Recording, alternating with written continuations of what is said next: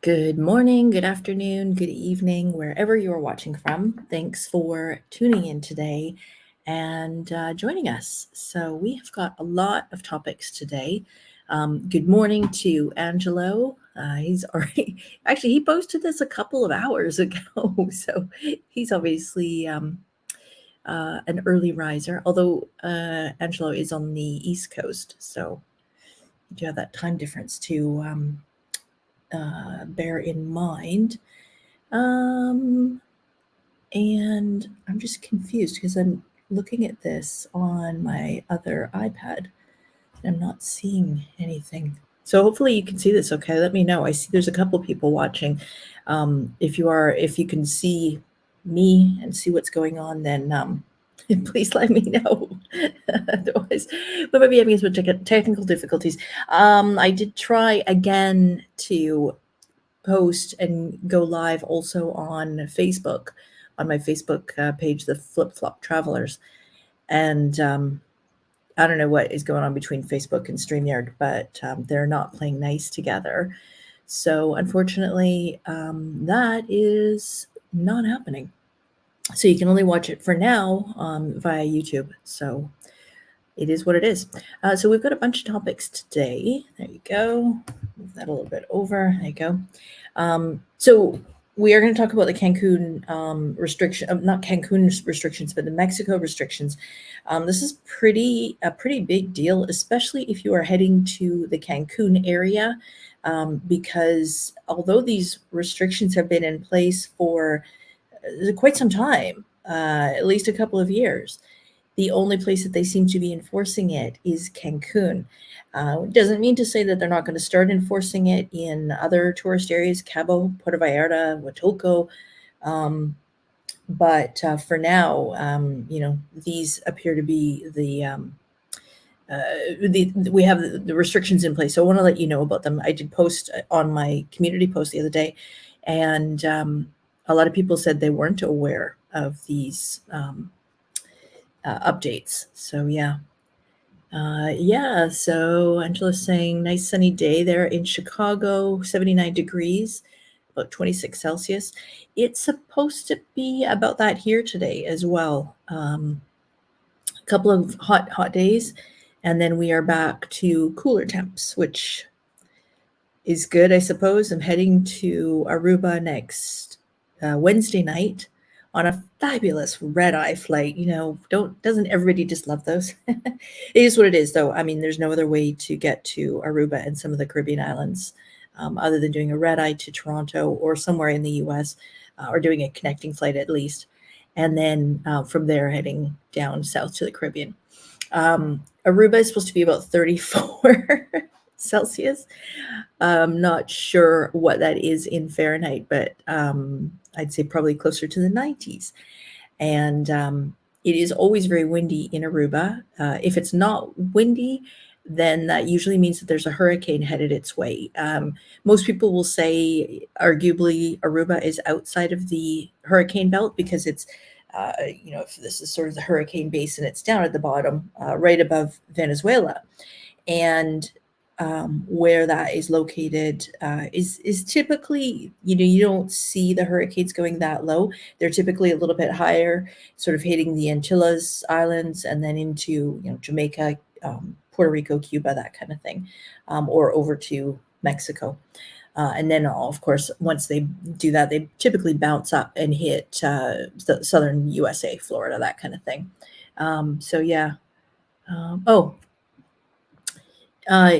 Yeah, I know, red-eye flight. But we upgraded, so we're flying premium economy, so that'll help because at least you can get an almost lay flat seat, and also free food and free drinks on the plane, so that always helps.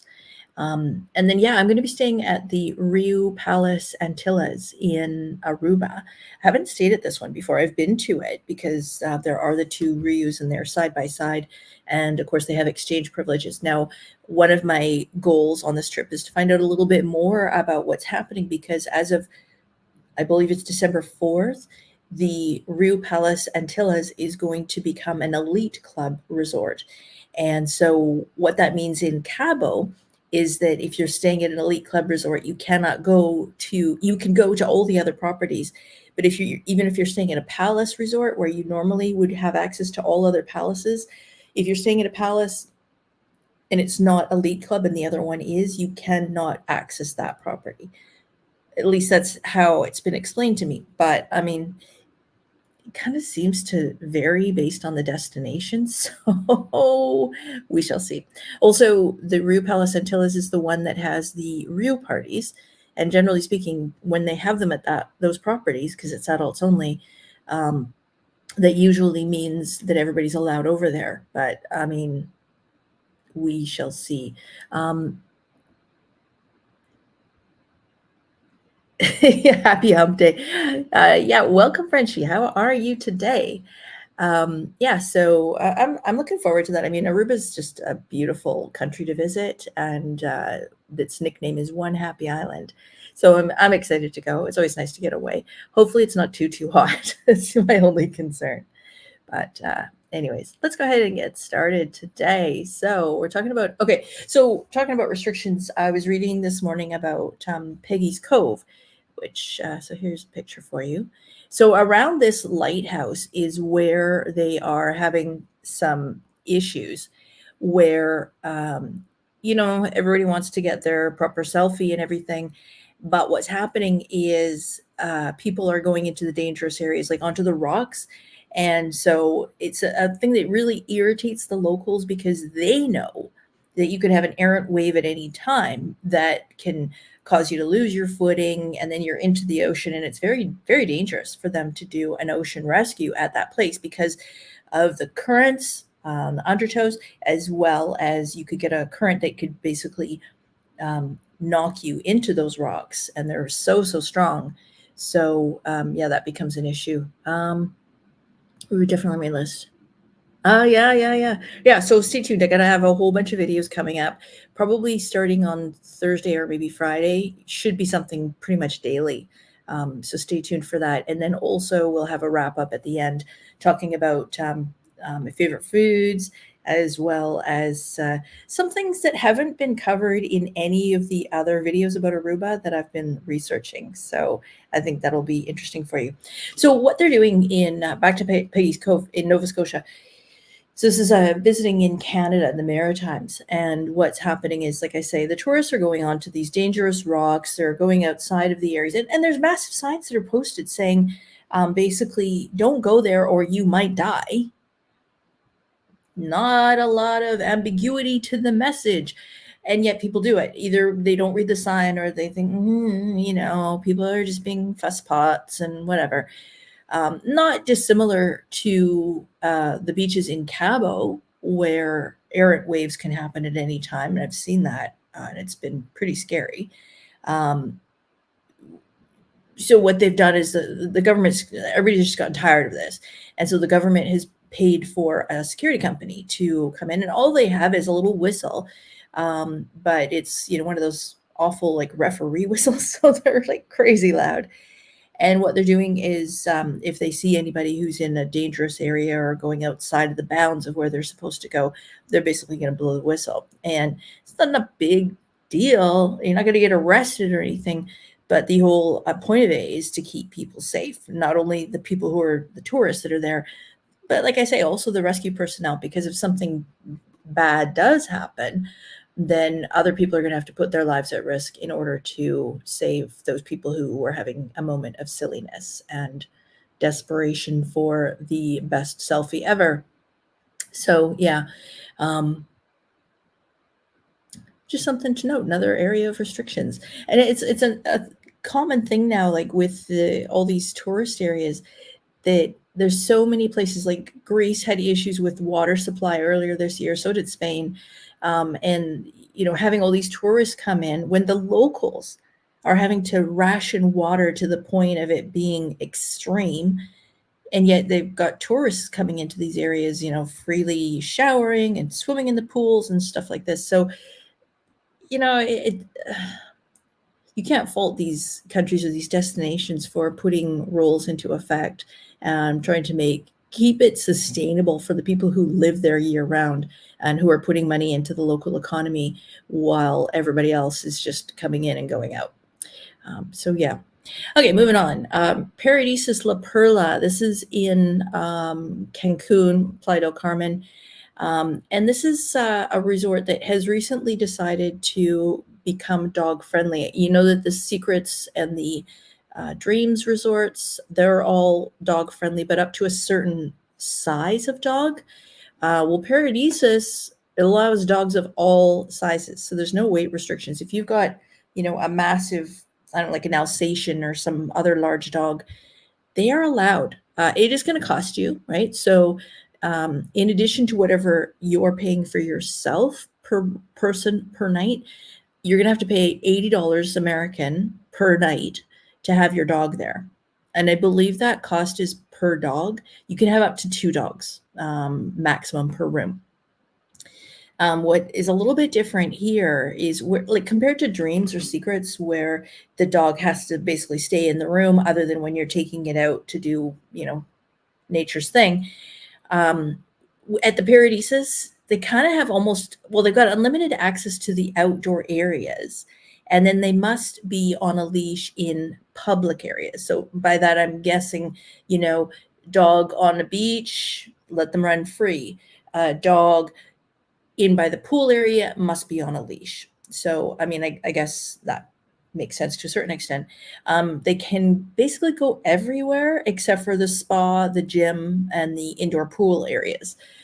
So I don't know. This is what the resort looks like. It's absolutely gorgeous, in my opinion. And my friend was there earlier this year, and she said it was absolutely stunning. So yeah, I mean, it's a beautiful resort. I'm allergic to dogs, and I don't have dogs. So to hear rah, rah, rah, rah, rah, rah, rah all the time, I would find that not relaxing, not particularly enjoyable. But for dog lovers, I can understand why they would want to bring them. Yeah, Frenchie's saying, love my dogs, but not sure how I'd feel about seeing other dogs at resort when you're on vacation. Yeah, that's a good point. And also then there's that whole dog interaction thing. And it always seems to be the little dogs that pick the fights with the big dogs. Maybe it's like, I'm as tough as you kind of thing. I don't know. But generally speaking, if I ever see 2 dogs walking on the street, it's the little ones that are going to start barking away at the big dogs. So it's kind of funny. Yeah, I mean, and is it a good thing? I don't know. To me, I would think that's kind of on the same lines as bringing a small child on vacation, where, if you live somewhere where it's, kind of average temperature is, what would that be? In the 20s, low 20s, or what's that, like the 80s Fahrenheit, and then taking them to a place where it's like constantly 30 degrees or higher and humid. Then there's that whole like physical aspect to it. Like, is the dog going to be comfortable? It's not like the dog can tell you if they're not comfortable. I mean, they're obviously going to exhibit certain signs, but I don't know. Same with a kid or a baby. Like, they can't tell you if they're overeating. So yeah, I don't know. But that's what some people want, right? Take the dogs on vacation. Frenchie's saying, oh, yeah. This is a really good point. Yeah, not all dog owners are created equal. Yeah, no for having yeah.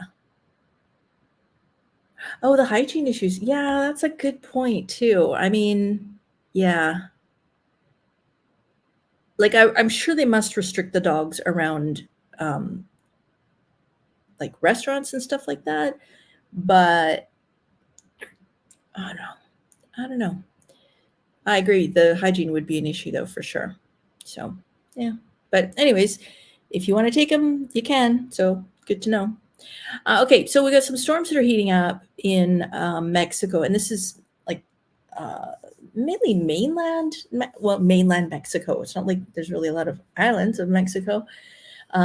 but this is more like central Mexico. There's big storms, and what's happening is you've got the hot, humid air from the coast, the west coast and the east coast, and that's combining with the cooler air in the interior of Mexico, and that's causing a lot of storms. So central USA, they're expecting, like in some states, about 150 millimeters of rain over the next, like, today, tomorrow kind of thing, which is about 6 inches. And anybody who's ever been in California or Nevada, when it's so dry and the ground is so hard packed that when you have rain like that, the ground can't absorb it. It's like it's got this seal on it, and so that's where you're going to get massive flooding and stuff like that. Baja should be okay. I feel bad for Ireda, one of the channel followers. She was just off to 𝖳vivid today. I don't know. Well, Cancun is going to get some rain today. Yeah. But hopefully it's just for a day or two, and then she can go back to checking out the resort and enjoying what it has to offer. And also, hopefully, looking forward to hearing about what her experience is like at the resort too. Can't go a week without talking about 𝖳vivid, can we? It doesn't seem like. Yeah, that's a lot of rain. A lot of rain. Okay, and then what's our next topic? Oh yeah, $1 flights. Okay, this isn't really going to apply to you Americans who are watching, but it might. If you're flying so Flair Airlines, one of our low-cost carriers, ultra low-cost carriers, is offering a deal. What they're seeing is, I guess, a lot of snowbirds are heading down south, Florida, LA, San Francisco, Palm Springs, as well as, Cabo, Puerto Vallarta, Cancun. And what they're seeing is the planes are full on the way down, but on the way back, they're not. In fact, they're quite empty. And so they came up with this idea, which a lot of airlines have done, where they basically feel that if they sell a flight for $1, plus, right? Because $1 means you can take a carry-on, and that's it.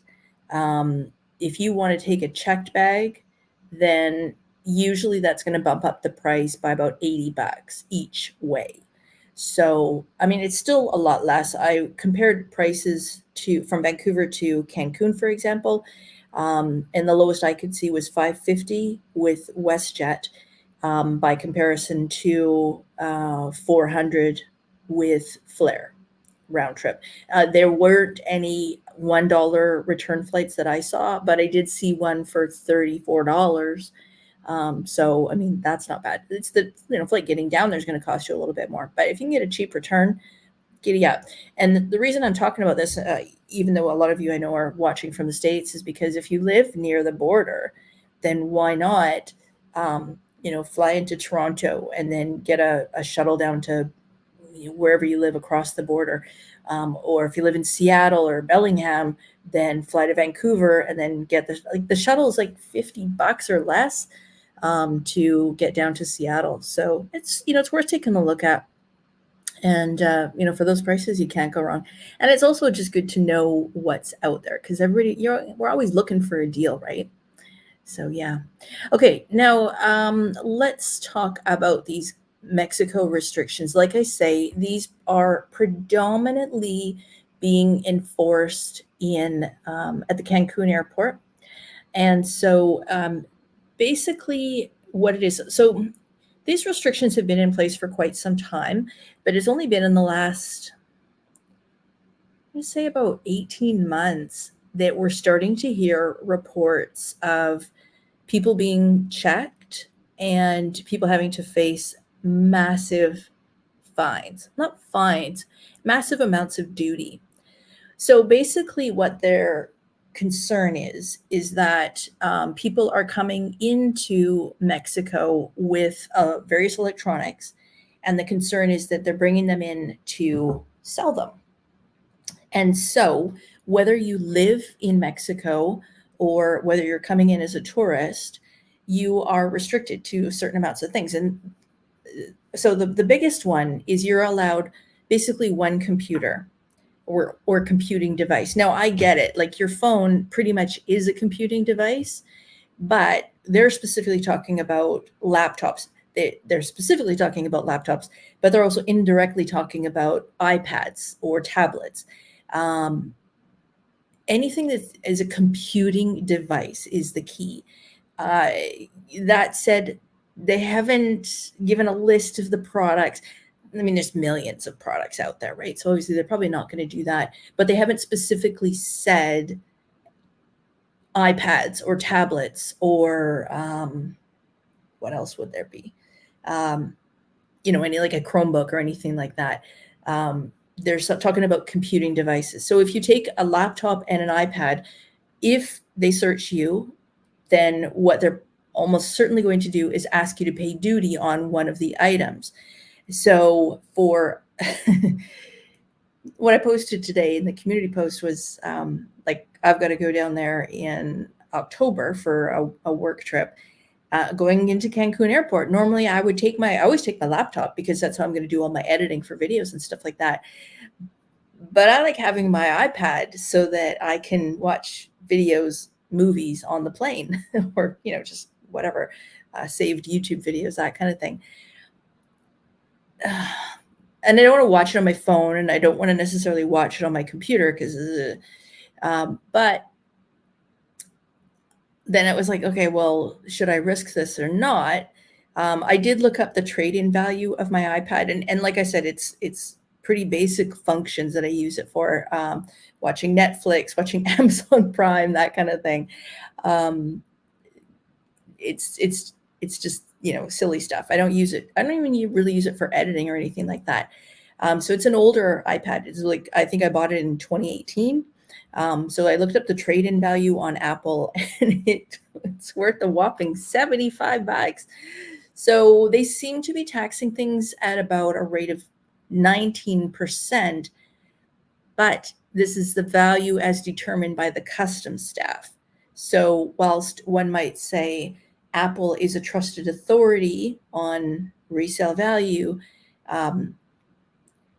if the customs person is having a day, that they could say it's worth $200 or $500, or maybe they decide to tax me on my computer, on my laptop, which is a significantly higher value. So, it's an important one. A lot of people didn't know this.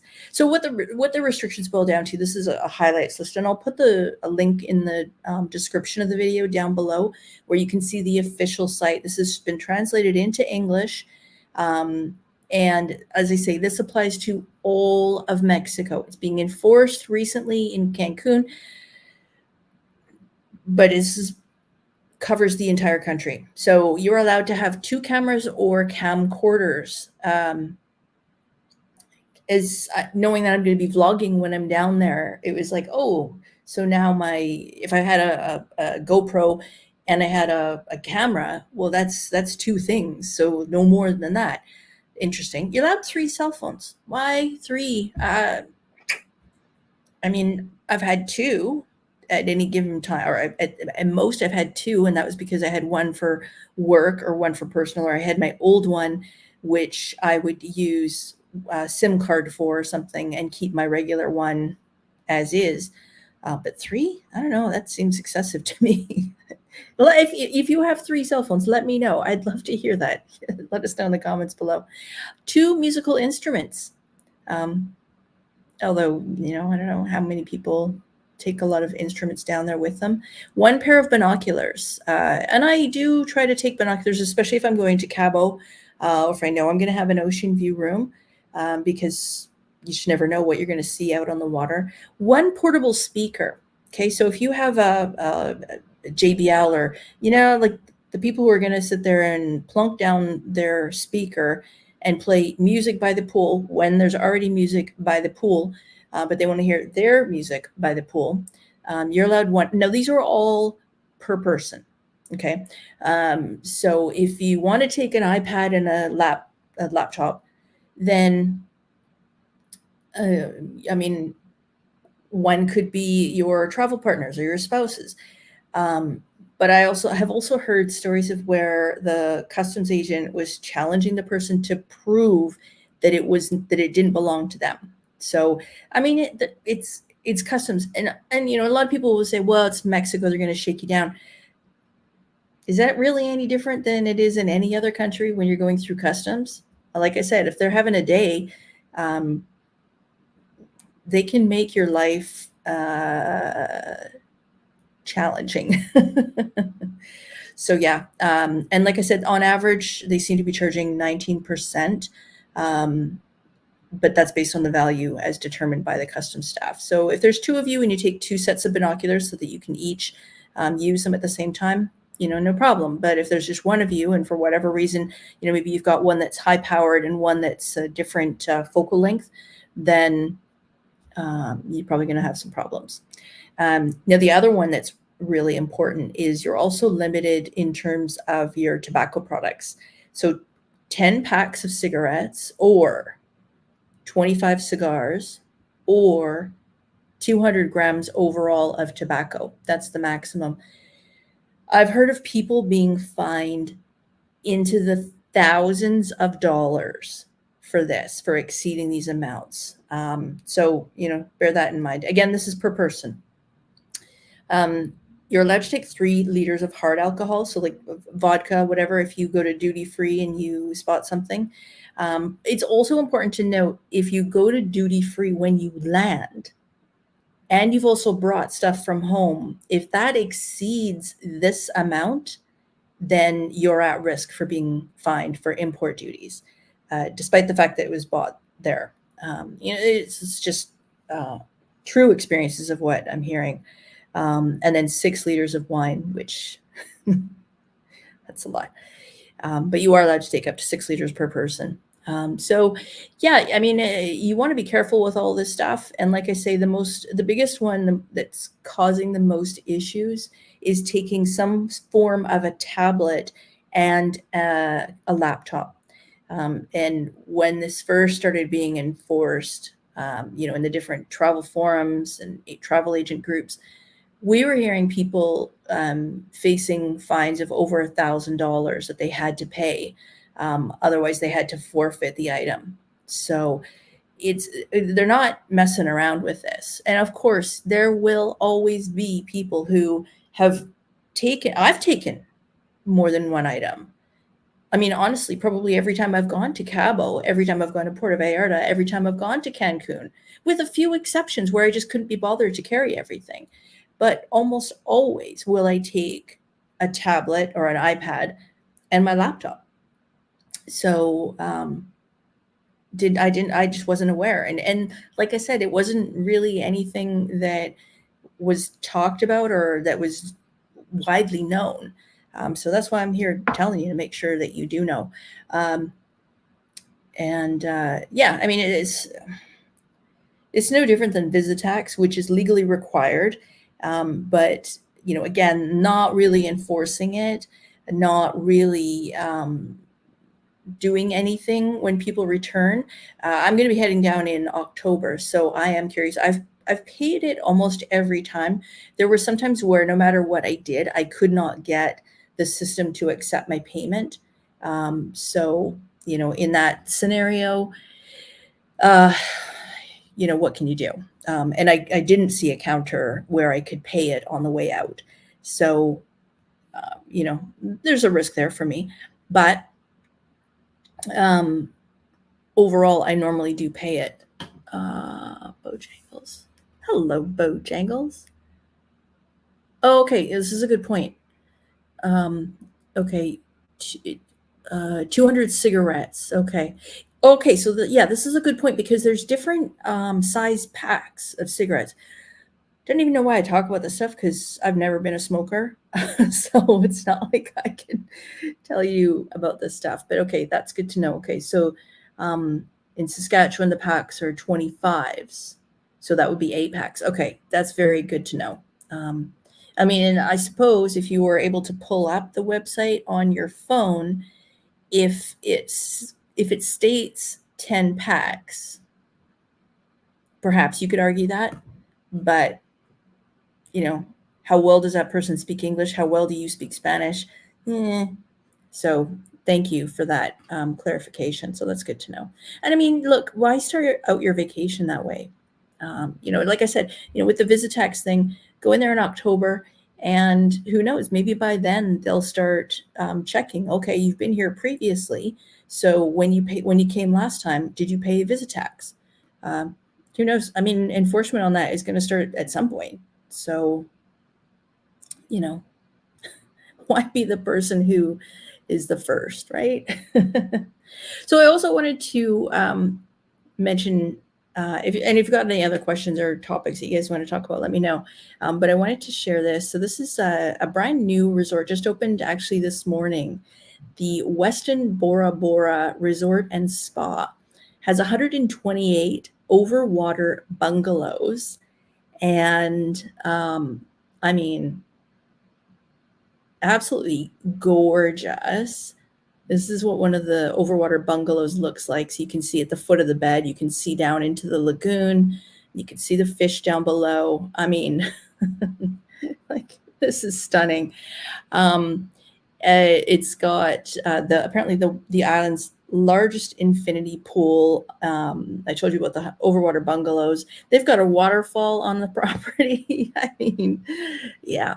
Now, those kind of, look, if you're going to go to an all-inclusive resort, a fancy all-inclusive resort, and it's like $1,000 a night, then for an overwater bungalow, instead of staying in a standard hotel room with a balcony, I don't know what you think, but so an overwater lagoon bungalow, including buffet breakfast, is $1,273 US per night. I thought that was not bad.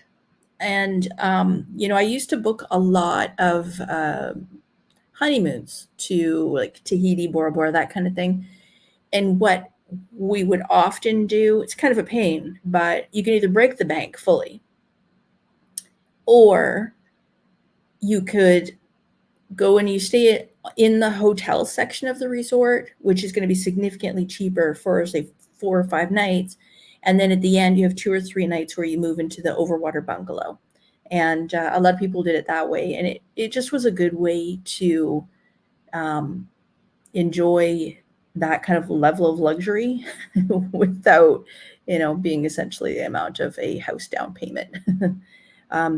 Yeah. Oh, always pay it. Yeah. Agreed. Yeah. Can't go wrong.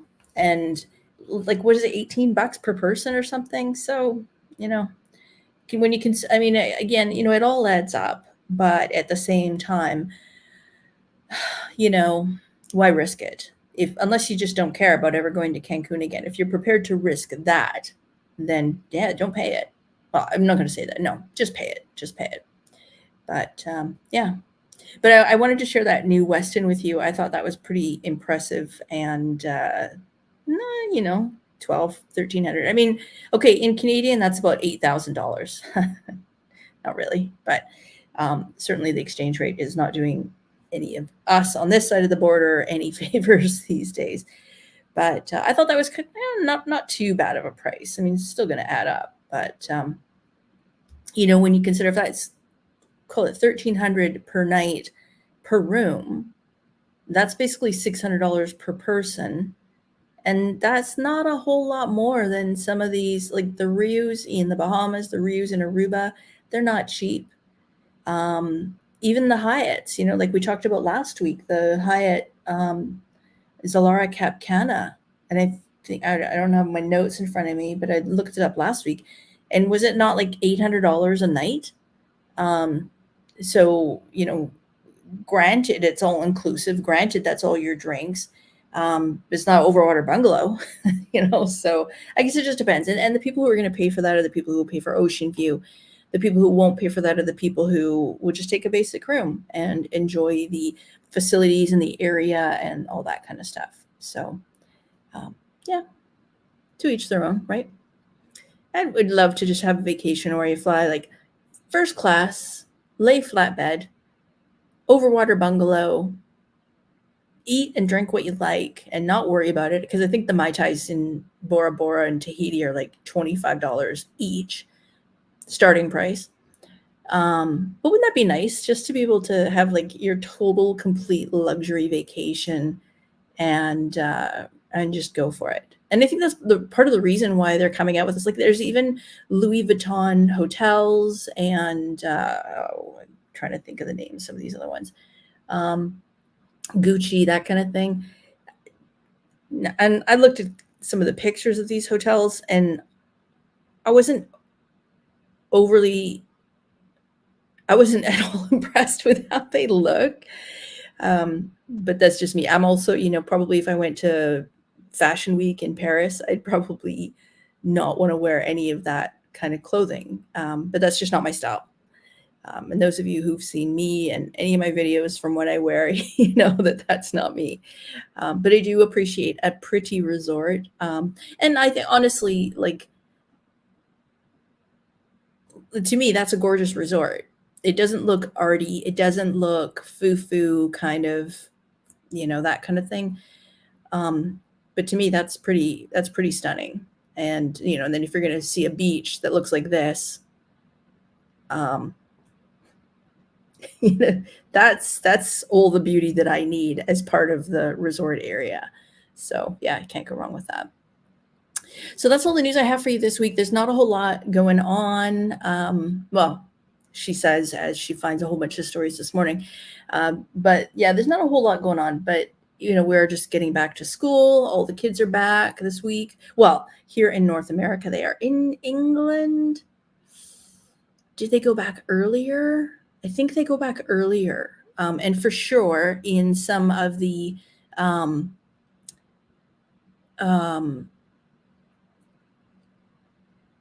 southern countries, because of the temperatures, they tend to take their breaks during the cooler months. So yeah, interesting. Angelo, hello, Angelo, how are you? Of the new Ava Cancun. If it's the one I'm thinking of, it's getting some not great reviews because of the way it's situated. Now, Dean, if you're still watching, this is a resort that we could see being built from the Hyatt Vivid. It's kind of, if you look from Hyatt Vivid, if you look across the lagoon towards where the corner is, where you're going to head out to the airport, is kind of like right on the beach there. Going a little bit further south is where this resort is located. And so the beach there can be nice, but that corner of the, like at the bottom of the peninsula, tends to, where the currents go, tends to be where the seaweed sargassum does collect. So I think that they built this with the intent that it would be more of a pool-oriented resort. But it's weird, like the pool kind of has this big blank wall. And I think a lot of people were talking about, like, are they going to put a mural on that wall or what? I don't know. Let me know what you were thinking of when you posed the question, Angelo. But yeah, I mean, I'm hearing that the food and the service and everything is great. But just, it's a little bit like stark, austere kind of styling. I haven't seen it yet. So, and I definitely will not have time on this next trip to Cancun, because that's going to be busy, staying at 4 different hotels. I was hoping to stay, or at least visit, the Riu Palace Kukulkan, now that that's open to Canadians. But I can't get in, and also it's a different brand. So just want to be respectful to the brands that I'm going to be traveling with. It's definitely, pool-oriented resort. Yeah, the pool's massive, definitely.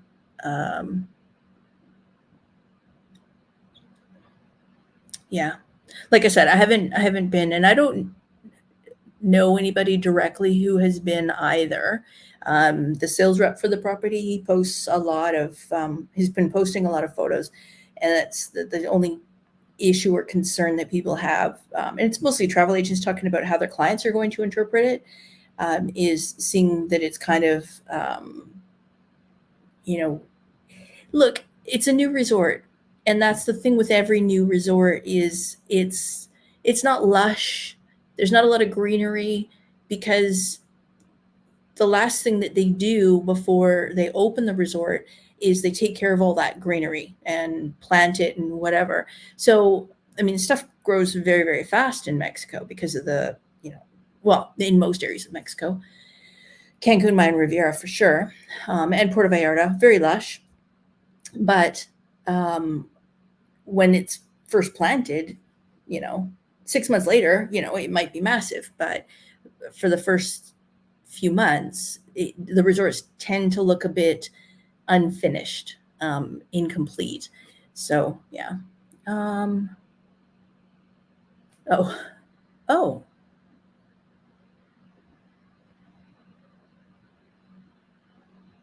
Okay, interesting. So Secrets Kept Canada's closed their lobby. The lobby. Well, yeah. The lobby wasn't, but, unless, okay, if that includes the lobby bar is a very, very popular place to sit and have a drink, and it's quite expansive. There's a big sort of wraparound, it was three sides bar. And then there's another sitting area, and they have service to all these different areas and stuff like that. But and if they've closed that, okay, I could get it, because I'm trying to, there's not really a lot of other places in the evening for a drink. Although I was only there for a couple of nights, so, I could be not remembering that. Oh, temporary check-in area. Well, look, I mean, people are always going to complain, right? Oh,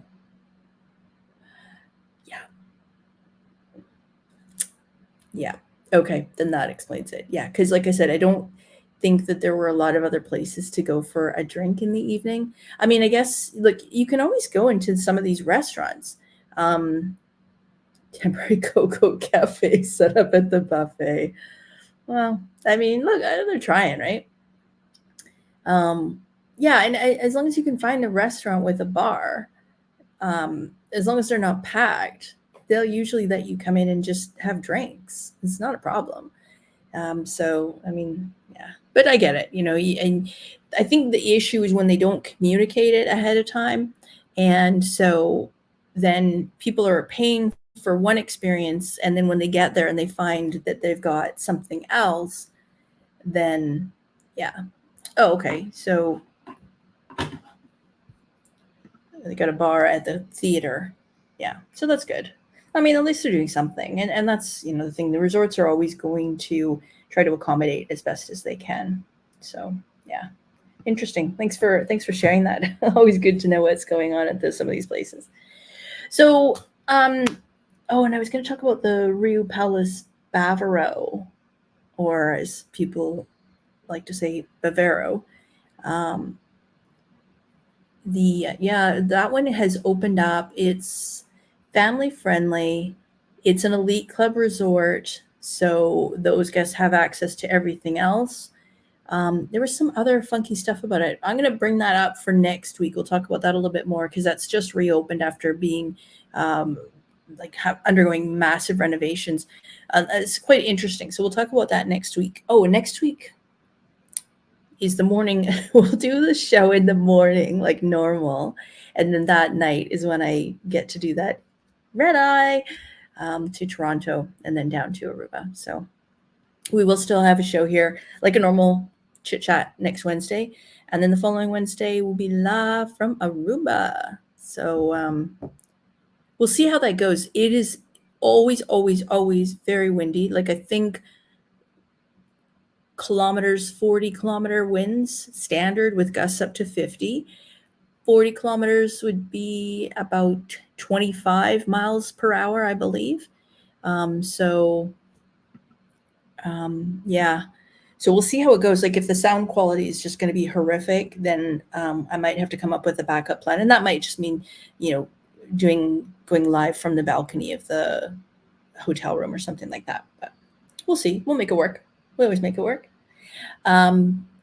Excited to share lots of information about Aruba for you. And also going to take a look at some of the more affordable properties. The Rios are expensive in Aruba. And a lot of the properties are quite expensive, but there are, in that resort area, there's a massive grocery store, and you can do Airbnb rentals, or there's other properties you can stay at where it is affordable. So we're going to take a look at that. So if you haven't been and you're interested and know Bojangles, I think you said that was a place that you wanted to go. Oh no, Frenchie. So yeah, we'll talk about options and ways that you can get there affordably. So looking forward to sharing that with you. So thanks very much for tuning in this week, and I hope you guys have a great weekend. I hope you enjoyed your long weekend, and we will see you next Wednesday, and look forward to more travel chat. So thanks everybody. See you next week, and have a great week ahead of you. Bye for now.